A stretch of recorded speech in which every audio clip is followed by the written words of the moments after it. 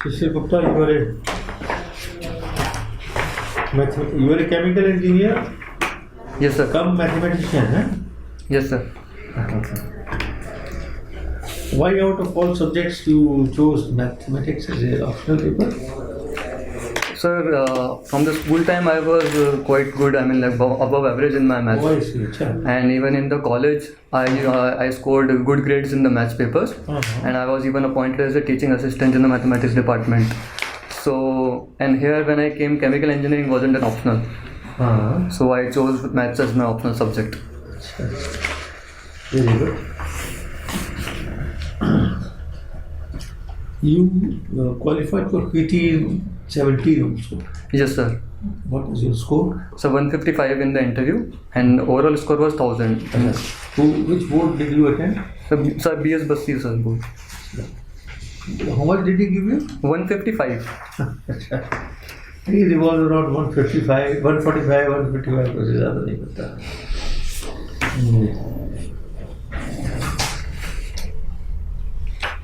तो आपका तो हुआ कितने हुआ है ना फिर 1000? No, sir, I missed it by a couple of marks. Okay. Oh God. Anyway, this time you must make it. Thank you, sir.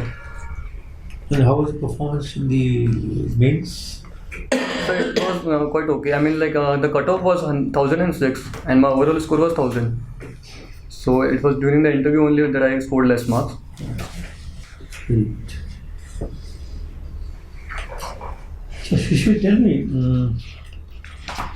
what is the use of mathematics? How will it help you to work as an administrator in a ministry? So if we talk about the use of mathematics in administration, I mean there are quite many uses. Like for example, if you have to calculate the performance of the past government in the previous year, or maybe even if you have to, when you prepare the economic survey or the budget, in that exercise mathematics is quite useful.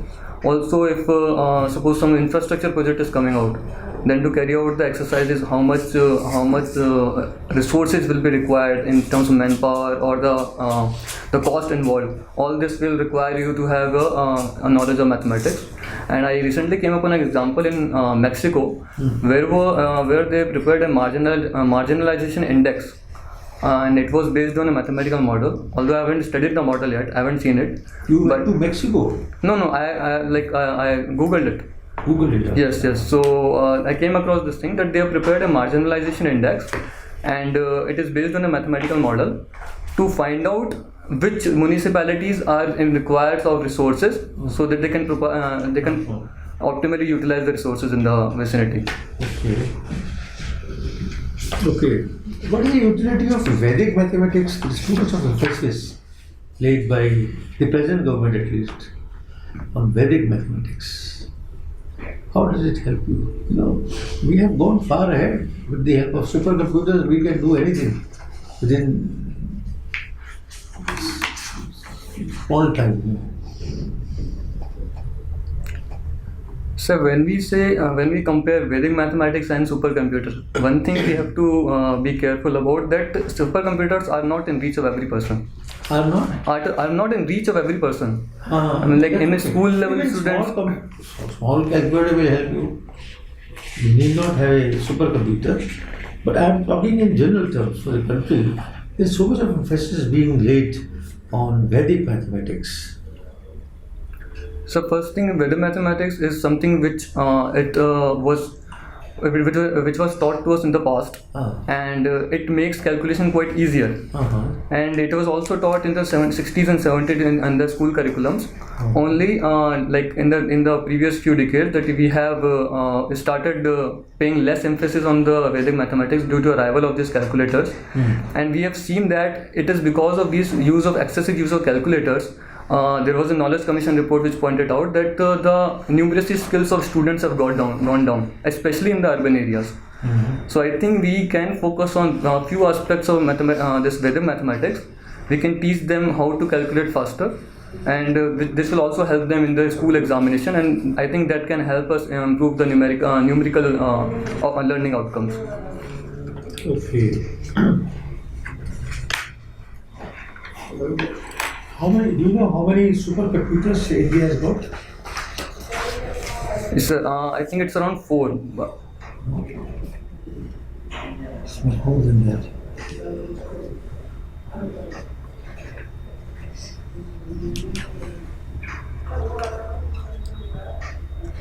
Sorry, sir, I'm not unable to recall the exact number. There are Then. 11 supercomputers that we have built ourselves. Okay.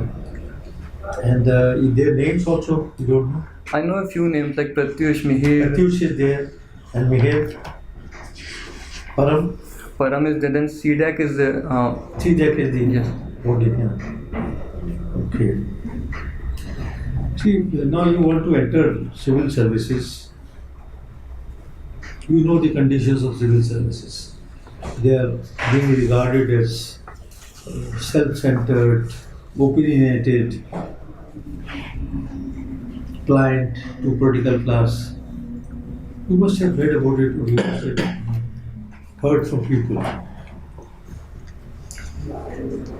Why do you want to corruption also? It's corruption, bureaucracy. Why do you want to enter such a service? Sir, after I got my job and I went to Abu Dhabi, I started paying for the education of a girl child here in Delhi. She was studying in Teach for India Foundation. So, and that's when I started reading about what's going on in our country. I started reading about the education sector and realized that there is so much of poverty. There's so much students are struggling in the education sector. So that's when I made my mind that civil services is something that can give me an opportunity along with power, authority, resources, and also I'll be a part of policy implementation process, through which I can make an impact on the life of the people. And also when we say that the bureaucrats, that there is so much of corruption, I think it's because the positive aspects of the bureaucracy are not been highlighted by the media, and it is only the negative news that has taken off in the media, in the news. And so I think one of the role of the civil servant is to fight against this perception that every civil servant is corrupt. So and be an agent of socio-economic transformation. A very senior IAS officer, 60 batch. He told in a meeting, in a seminar, that 75% of civil servants are honest, 25% are dishonest. They are not trustworthy. This is what a very, very senior person. So there is corruption here. And the rest are not only, they are honest, no doubt, but they are very pliable. They don't stand their ground. Whatever, they always look forward to political directions or small jobs. Mantri ji kya kenge? This kind of thing is there. So I think it is because of the legal issues as well. Like we at times end up punishing the honest person, and there is always a fear of 5 C's like CVC, CBI, and CICs, courts, CAG, which always have a hindsight benefit in what line did you take a decision in the bureaucracy, and that's why these bureaucrats, they end up looking for the political class to give them direction, and they are averse to decision making. So I think we need to correct our legal system. We need to fill in the loopholes so that honest officers come forward and take the decision as when required. Honest people are always sidelined. Anyway, one last question I will ask you. Who all are there in your family? So my father, mother, and I have 2 elder siblings, my sister and my brother. Both elder too? Yes. They are in service? No. My sister, she's housewife, and actually she also used to teach in KV, Kendriya Vidyalaya School earlier. And then my brother he's in like service, private service. He's in job. Yes. Then who advised you to appear for civil service examinations? So it was my own decision. Your own decision? Yes, sir.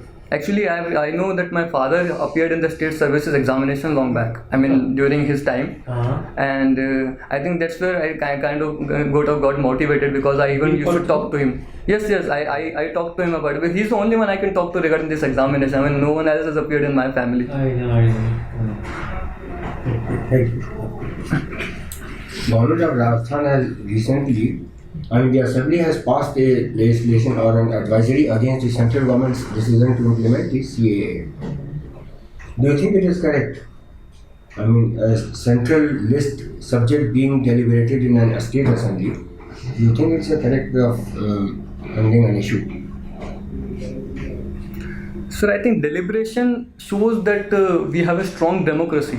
I mean, no matter if the subject is in the union list, even then it is being discussed in the state assembly. I think that shows that state governments are not blindly following central government legislation. But I think when it comes to the implementation part, they will have to implement the law. They don't have any other option because Article 256 comes into play. And if they don't follow it, then it will be considered as a breakdown of constitutional machinery. More than that, is it deliberation is all right, but suggesting that the center having, the entire parliament having debated and passed a law, thereafter you deliberate upon the feasibility of implementing that law, is that desirable?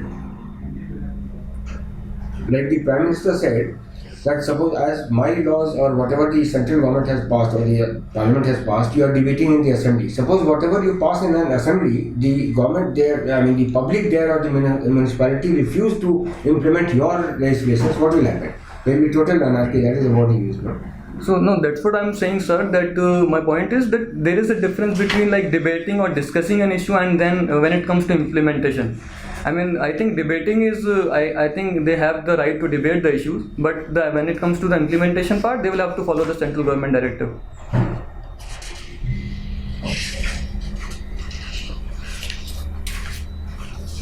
On cricket, that's a subject very close to your heart, no? Yes, I used to play it in college and at times I used to play it here as well, like in Delhi or at my home place. The team that we call the Indian team, can you really legally call it an Indian team? What is the status of that team? Is it an Indian team? I didn't get your question, sir. The team that plays for India, Kohli and others, do you think it's the team of India? I mean, when you say something, Indian government, Indian, whatever you say Indian, means it has some sanctity, it has some backing of the government or the legal institutions. The cricket team that we see or that we know of, is it the Indian team? So I think governing body, that is BCCI, they being a society, but still they are getting some rebates from the central government or the state government in which the domestic cricket is played.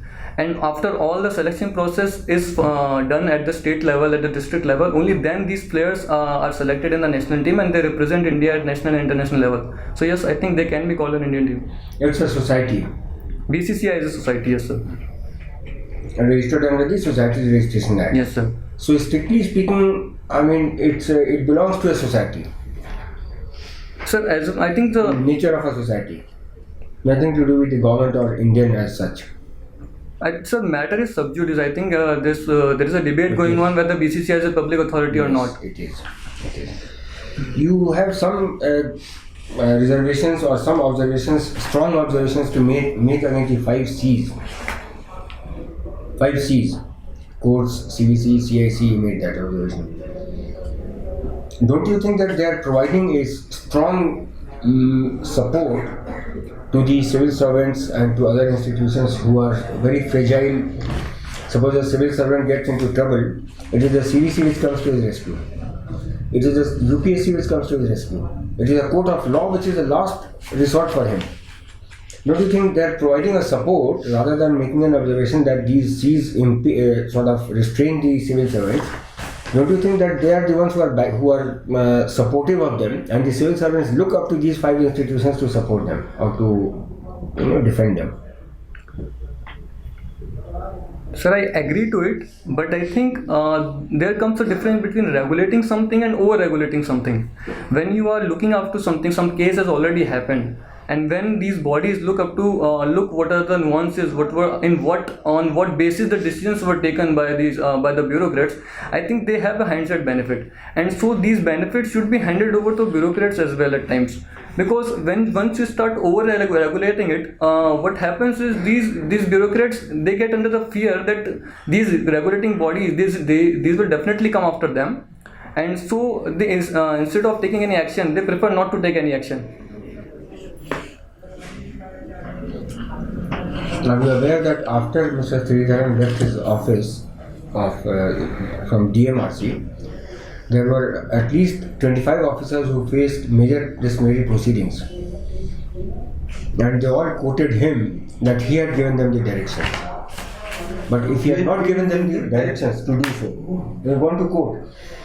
But had he not given them these directions, perhaps we would not have seen the Delhi Metro here. So what is the balance between the two? Do you really think that these 5 C's should be overprotective, or they are getting stepping into the arena of bureaucrats functioning? Sir, I don't know about the controversy which this Sridhar sir Let us about give an this. example. Yes, That's so just but like I an think example. but I feel that even if you got the orders from your seniors and they are illegal, then I think you it's your duty as a civil servant to not follow those orders. Who will judge the illegality or legality of it? So it is the civil servant who will be who is the implementing authority for the judgment for the particular order. If I am the civil servant, I am being given order. If I feel that it is something that I shouldn't do because it is against the public, it is against the conscience, it is against my conscience, then I shouldn't implement it. Legality has nothing to do with conscience. Legality means legality is laid down either in the IPC, CRPC, or the Constitution of India, Manual on Office Procedure, whatever. Conscience is different. If Sir, you violate a law, you get a punishment. If you violate your conscience, you don't get a punishment. But at times it happens when you have got some written orders from your seniors, you tend to follow it, no matter it's legal or illegal, because you don't want to face the repercussions later on from your seniors. So I think at that times your conscience comes into play, that whether you want to go ahead with it or not, whether it's legal or illegal takes a back seat at that moment. Okay, my last question. In your options, for IAS, you've given West Bengal at number 3. IAS. For the IPS, you've given it at number 2. Was it a conscious decision? Yes, sir. In West Bengal, I think there is a police commissionerate system when it comes to IPS. So I have given it an earlier preference as compared to IAS. So even in Uttar Pradesh, in Samachar, so you've given it number 1. Yes, sir. Oh, that is the reason. Yes, sir. West Bengal is number 1. Number 2. After like in IPS, it's ahead of as compared to IAS. Well, Shishir, have you heard about aspirational districts? Yes, sir.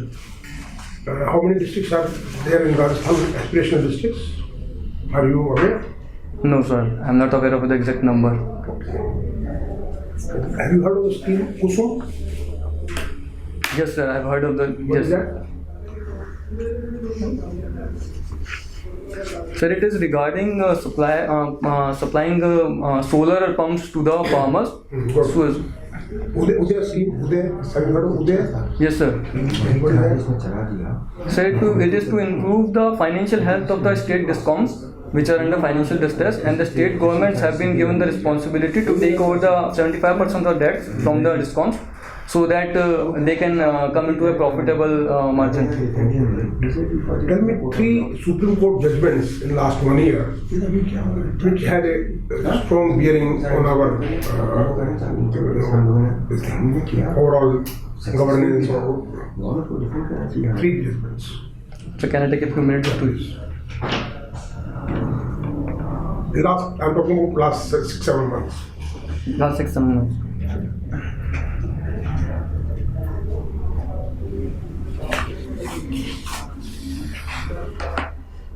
So one is the Ayodhya verdict which came, Right? Good. Next. and second,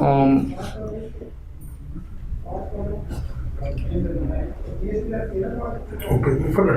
Have you heard of the Maredu municipality? sorry, Maredu municipality. no sir, You not heard. no sir. What is the difference between real and nominal GDP? Any idea? So nominal GDP is the price value of the goods and services at the current price level, and real GDP is the price value when we take the base year into account. That's the constant price level. But what about, okay, that means inflation also is included. Yes, sir. Nominal is plus minus inflation is real. Suppose you are posted as a district magistrate in one of the districts in Rajasthan. So tell me, which will be your three priorities out of women empowerment, education, public law and order, and then farmers' welfare, because that is one of the priority of the government to double their income by 2022. So out of these 4, 5, what will be your three top priorities? So first would be the education. Second would be the health, and third would be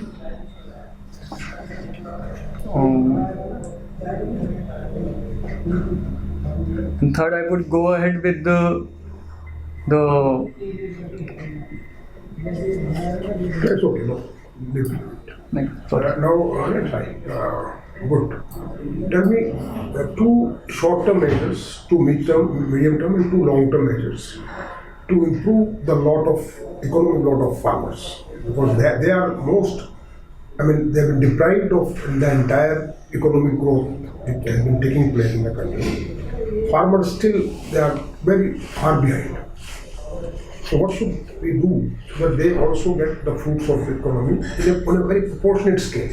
They are getting some benefit, but that is not proportional. You and me, I mean, people who are in industry, who are in trading, they have made money. They have made huge progress with comparatively much less labor. Whereas farmers, they are toiling day and night, working under very harsh conditions. So what do you think? One or two short term, immediately, well, some impact in the next 3 years, and then medium term, and then long term.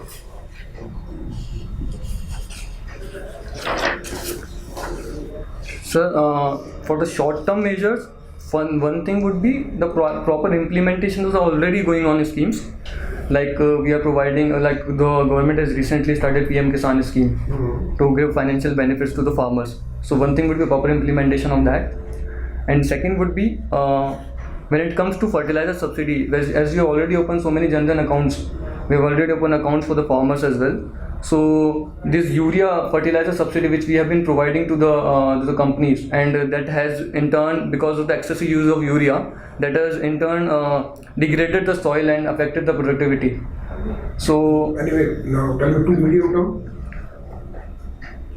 Sir, one would be like I'll start with the agroforestry thing, and second would be the livestock rearing, because livestock rearing can add additional income to the farmer, because they are like these livestock, they can like for example it's happening in Rajasthan. When you mix livestock, fisheries and other allied activities to farming, so there is a term used which has been used in the recent budget also. What is that called?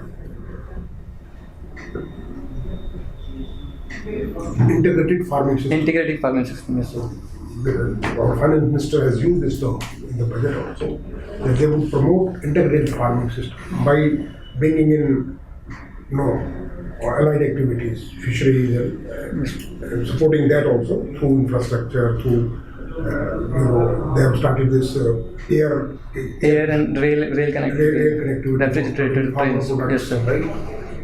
And long term. I think that is good. Please. Shishir, you have shown your interest in innovative pedagogy, isn't it? Yes, sir.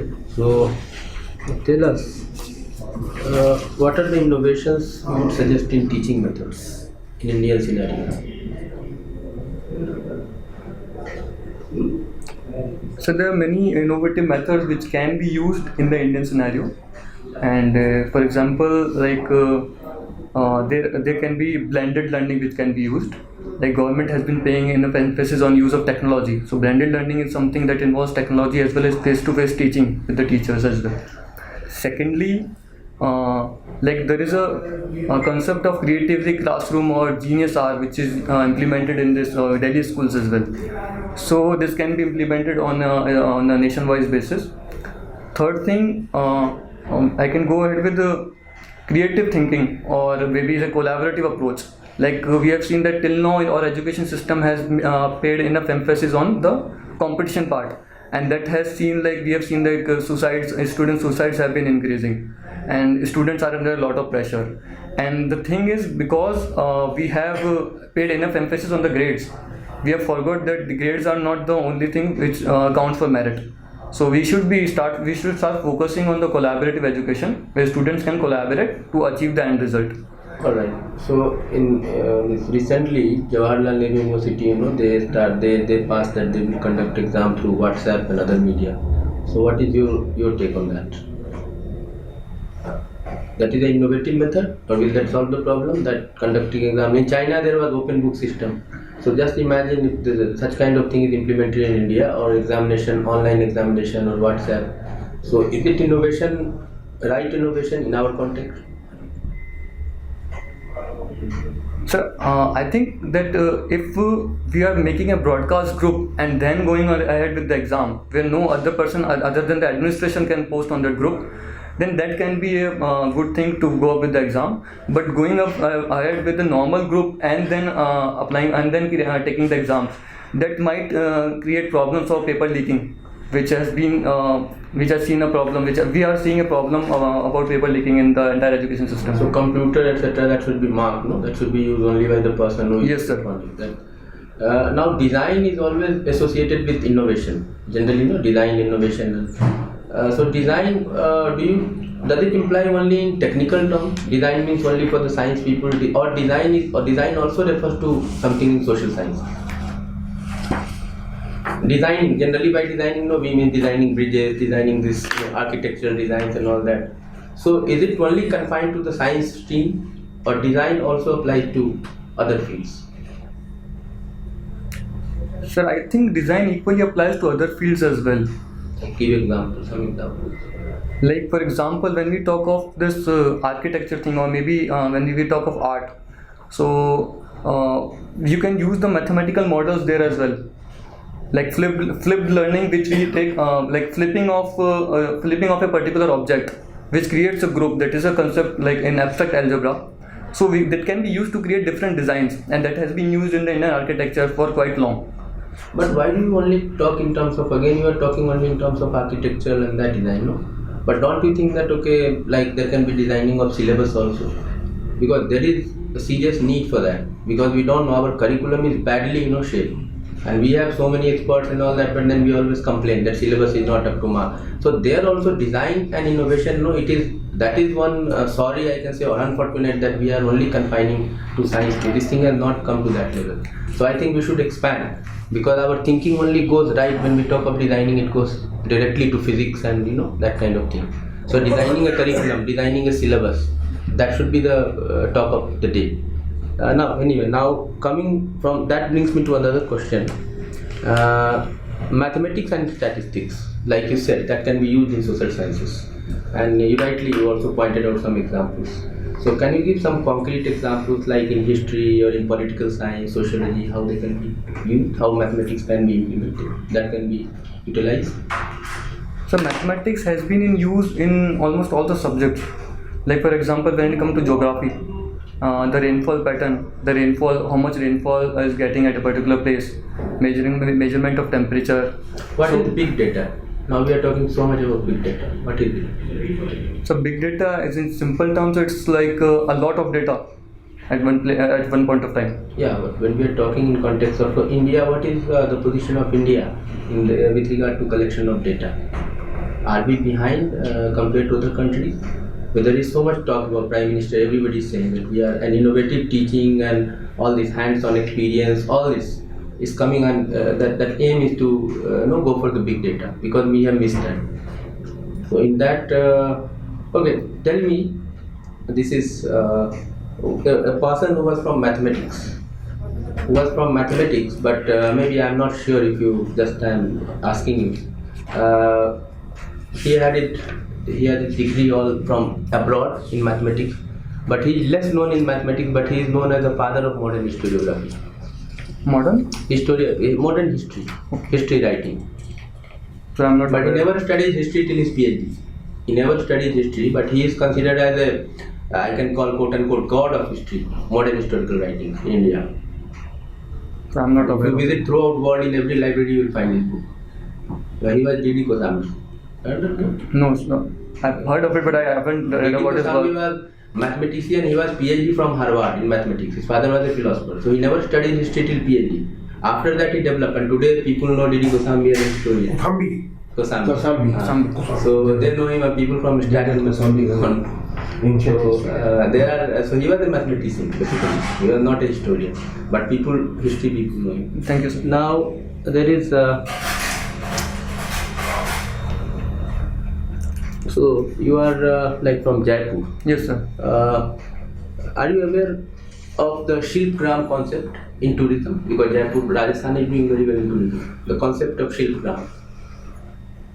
Rajasthan is one pioneer, I can call, or one leading state, along with Gujarat and some other states, which has implemented this for very long, and they are reaping benefit out of this in tourism. So, are you aware of the Shilpgram concept? This was launched by Ministry of Tourism long back, maybe more than a decade. Sir, I've seen it. I mean, like on like somewhere on the From the YouTube. word, I have you like get the clue from the word itself, Shilpgram. yes, sir, it related to the artisans and from the artifacts. What they, because the Jaipur and Rajasthan, they are known for the like this potteries and other artifacts.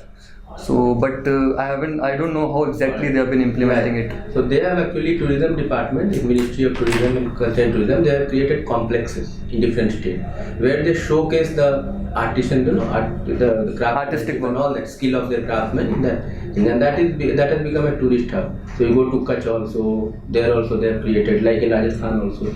So not at all places, but they have created some major tourism hubs, and they are planning to expand. Okay, I'll check it, sir. Thank you.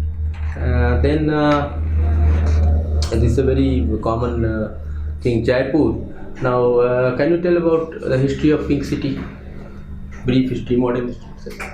You are from Jaipur. So the city of Jaipur was created by Savai Jai Singh II in somewhere in the 17th century, and he created it in the grid pattern. The architecture is in the roads and all, they are in the grid pattern. So either they are in north-south direction or the east-west direction. How many Jantar Mantar are there? Observatory. So in total there are 5. One is in Jaipur. So how does it help to know about the astronomical features? Like So there are many astronomical instruments. Like for example, there is a Samrat Yantra, which tells you the time with 2 seconds of accuracy. Then there is Dhruv Yantra, which helps you locate the North Pole. It is tilted at 27 degree. That is the latitude of Jaipur. Then there are other instruments as well that helps you. Stop. Good. But now, since you reminded me of North Pole and South Pole, it is said generally science is also now it has come to a conclusion to a great extent that putting your head towards north while sleeping, that's harmful. Is it attested by our literature? But now science also believes in the same. So is it related something to North Pole and South Pole? Yes, sir. Actually, the magnetic direction that has something to do with it, because the electrons or that runs in your body. So body So acts this as a magnet. Yes, sir. So the North Pole repels. So at times when you sleep in your head in the north direction, you don't have a good sleep, and we say that we have heard that people have ghost dreams when they sleep, have their head in the north direction. So that is because of this North Pole repulsion that is taking place. So you agree to that? I mean, on scientific basis, yes, but not on the methodological and these basis. Thank you. Okay, sir. Thank you, Shishir. Thank you, sir. It was a nice